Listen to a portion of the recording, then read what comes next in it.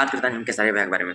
खेसारी भैया का मतलब इतना गाना का लेवल गिर गया, इतना गिर गया है कि 3 दिन अभी तक हो गया, हम सबूत दिखा रहे हैं, देखिए स्क्रीनशॉट मार के रखे हैं।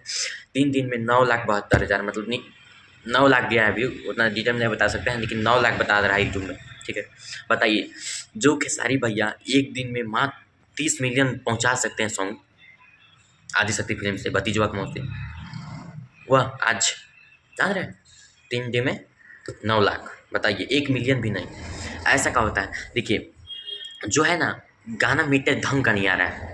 खेसारी भैया फैंस का एक्टिव कहाँ रहेंगे बताइए? जब मीटर ढंग का आएगा, वीडियो लेवल का ढंग का आएगा, मज़ा आएगा देखने में, गाना ब्लास्ट करेगा तब ना देखने में मज़ा आएगा भाई।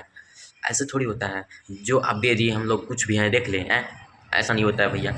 अगर खेसारी भैया का हमारे वीडियो को वॉच कर रहे हैं तो देख रहे हैं, तो हम ये बोलना चाहेंगे खेसारी भैया को कि आप गाना तगड़ा तगड़ा लिखिए, राइटर से लिखवाइए, समझे, लीजिए।